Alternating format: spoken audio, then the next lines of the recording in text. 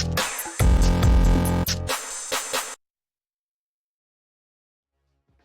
Steelers fans, I'm Thomas Mott. Welcome to our Pittsburgh Steelers news and rumor video reacting to the win last night. Of course, today's video is brought to you guys by our friends at Manscaped. You can save 20% off and get free shipping right now. Go to manscaped.com/chat. That link will be down below in the description box. Again, manscaped.com/chat. All right, obviously, Monday Night Football. You guys were all watching last night. Most of the world, I think, was watching Big Ben in his final, even though it is his final. He will retire at the end of this year. We all know that. But final, potentially, game at Heinz Field, and it was a solid win. I mean, it was a win for the Pittsburgh Steelers as they went ahead and took down a struggling Browns team. And we'll talk about Baker Mayfield because he's now going to have offseason shoulder surgery, which is the excuse that he stinks is because of his left shoulder, which is a whole different argument, but I digress. 26-14, a win last night. Fantastic job by Najee Harris. How about TJ Watt, as we'll talk about him? He is one sack away from tying the NFL record by Michael Strahan, which is insane, and they have one game to go. So a possibility there as well. And of course, Big Ben at quarterback.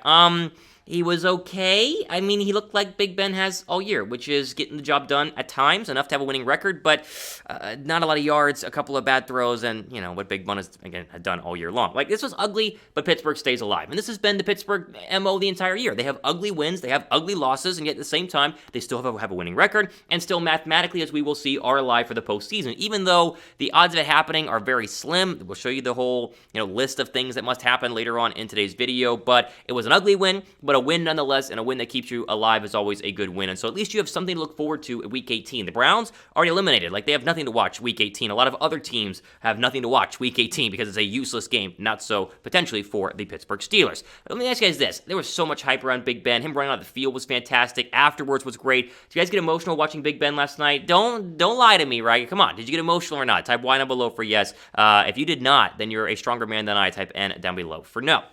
All right, as we roll into my takeaways, obviously we talk about Big Ben. Perfect send-off for Big Ben. I mean, getting the win was all that you wanted. If you look at the stats, it wasn't great. Talk about 24-46. He threw the ball 46 times and only had 123 yards. That's not good, and that's why Big Ben is retiring, because of numbers like that. But he still was able to go ahead and get a win. Through the touchdown pass, had the interception. Either way, it was it was going to be a good night, regardless of what happened, as long as they won, right? Regardless of the stat line, they won. That's what mattered, and of course, a fun night. And hopefully Big Ben enjoyed the fact that he had his last home game at Heinz Field. Now, that immediately shifts my attention. Like, I appreciate Big Ben. Great job. Move over here. Let's figure out Big Ben's replacement. Like, it's time now. Like, the clock has officially begun. Now, there's one more week, so the clock won't mathematically begin until next week, but you guys get my point. Let's figure it out. I don't know. Is it going to be Russell Wilson? Is it going to be Deshaun Watson? Is it going to be Aaron Rodgers? Is it going to be Kenny Pickett? Is it going to be Mason Rudolph? Like, who knows? Who knows going to be the starting quarterback? I wonder if they know. Like, you wonder if Mike Tomlin and, the front office know who the replacement is going to be. I bet they have a good idea of who they want, but I'm fascinated to see who they go ahead and pull and figure out to be Big Ben's replacement. We'll have plenty of videos on that as the offseason begins. Now, pin comment, quick ad break here. Scroll down and answer this. Who do you want to replace Big Ben in 2022? We've asked this a lot, but give me your top pick right now. Who do you want to replace Big Ben? Go down below in the comment section and let me know. All right, we move on to the best player in Pittsburgh and the best defensive player in the National Football League, TJ Watt. I mean, he's locked up Defensive Player of the Year. Like, this whole Trayvon Diggs or Micah Parsons, no, stop. Like, it's 100% Watt. He's been absolutely fantastic, unbelievable. He should win Defensive Player of the Year and Comeback Player of the Year as well after the knee injury. Are you kidding me? Look at these numbers. In 2021, just 14 games, by the way. Just 14, right? People want to talk about, oh, well, it's an 18-game season. No, he hasn't played every single game. 21 and a half sacks now. 59 tackles, 36 quarterback hits. Absolutely incredible what he has been able to do. One of the best players to come out of the draft over the past couple of years. Thank goodness he is in the black and gold. He is, again, one sack away from tying Michael Strahan's single-season record. And he knows that going into the final matchup against Baltimore. Strahan sits alone at the top at 22 and a half. Still impressive because he did it in 16 games. However, of course, he didn't get injured that year and had some, obviously some playoff sacks as well. Justin Houston, 22. That gets overlooked. Jared Allen, 22. Mark Gastenia, I think that's how you say his last name was, like 1984. He had 22 sacks. Of course, TJ Watt sits there at 21 and a half. So obviously, defensive player of the year, should win comeback player of the year. Can you win both? I don't even know. Either way, drop a like down below if he's going to win this award. Like, if he doesn't win this award, then they need to just stop making the award, because who's been better? Like, Micah's been fun. Micah wins defensive rookie of the year. Trayvon Diggs has a bunch of interceptions, but as the most yards when targeted of a cornerback, it's Watt. Drop a like down below, 100% if you guys agree. Okay, before we go and get into my thoughts on Baker Mayfield and what's going to happen with the Browns and the rest of the division going forward here, quick shout out to our friends at Manscaped. Go to manscaped.com/chat to save 20% off and get free shipping on your first order of any of their great products, including my favorite, the Lawnmower 4.0, which is the best male grooming product on the market. I'm telling you guys, this thing is absolutely fantastic. And a lot of you guys got it for Christmas. This was a very big stocking stuffer. If you didn't get one for Christmas, though, you have some Christmas money to burn, pick up the Lawnmower 4.0. Or if you want to get the best bundle that they have at manscaped.com, the Performance Package has the lawnmower, plus the ball toner, plus the deodorant, plus the boxers, and the weed whacker. I have all of those things and use them almost every single day. Absolutely fantastic stuff. Again, manscaped.com/chat. Promo code is CHAT to go ahead and get 20% off your first order, plus free shipping. Jump on this deal right now. The link will be down below in the description box. Okay, I want to quickly talk about Baker Mayfield, and not because, this is a Browns channel, obviously it's a Steelers channel, but what happens with Baker going forward, I think has a massive impact on the AFC North and, of course, Pittsburgh. Like, are the Browns going to ditch Baker? You go to his numbers last night, 16 of 38, a $185, 2 touchdowns and 2 picks. The guy's been an interception machine this year. Like, I understand he's been injured, but I don't know if injury can be really an excuse for what Baker has done. You watch him play last night, he looks lost. He's not horribly inaccurate and not reading the right defensive schemes in terms of an offensive quarterback mind.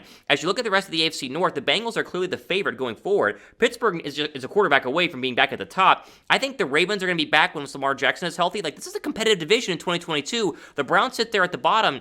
Can they get back to winning the division with Baker being quarterback? I don't think so. I think they're going to move off Baker, and even though we want the Browns to be bad, it's a fascinating storyline for everyone in Pittsburgh to see what the Browns are going to do going forward, because that's a talented team, minus, of course, the quarterback this year.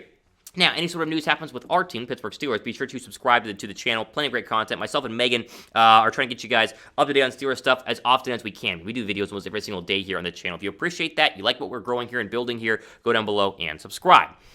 Quickly, let's get a little Mike Tomlin appreciation post. I think Mike Tomlin is the most underrated head coach in the National Football League. He secured his 15th straight winning season last night.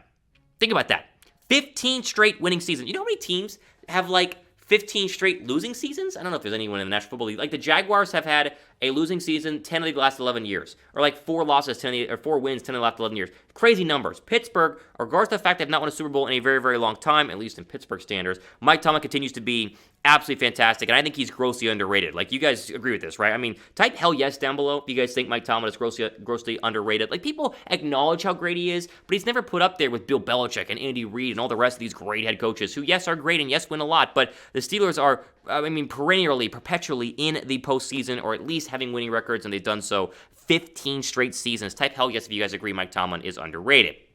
All right, we'll finish the show by mentioning the playoff scenarios. Technically, Steelers fans, you are still alive to make the postseason. The problem is it all hinges on the Jacksonville Jaguars, which is not necessarily good in terms of chances. So first off, you got to beat Baltimore on Sunday. That's obviously going to be tough. You got to go ahead and beat a Baltimore Ravens team that might have Lamar back. They might not. Tyler Huntley's been playing good football. They almost beat the Rams on Sunday, but didn't, right? So you got to do that. That's number one. Then the Colts must lose to the Jaguars. Like, they have to lose to the Jaguars. That's what it all hinges on, okay? Of course, if you lose to the Ravens, you're done. If the Colts lose to the Jaguars, then you are still done. But if the Colts beat the Jaguars, then you are officially done. Also, Chargers Raiders, they play each other on Sunday Football. One must lose. There cannot be a tie there. There's that tweet going around right now saying both teams should take a knee if the Colts were to lose. Therefore, they would get in. Stop. One's going to lose. It's inevitable. Number 3 on this list is 100% going to happen, which means you would slide in as potentially the 7th seed or even the 6th seed. It's as high as you can go because the Bengals have locked up the AFC North, which would mean you'd put the Chiefs in the first round or the Bengals in the first round, which would be a very interesting matchup there at Cincinnati or at Kansas City. But first, you got to get there. So beat the Ravens.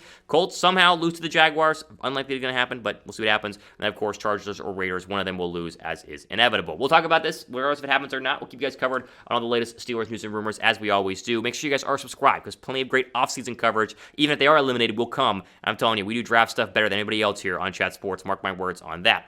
For our Steelers news and rumors here on a Monday, I'm Thomas Mott, signing off for the rest of your day.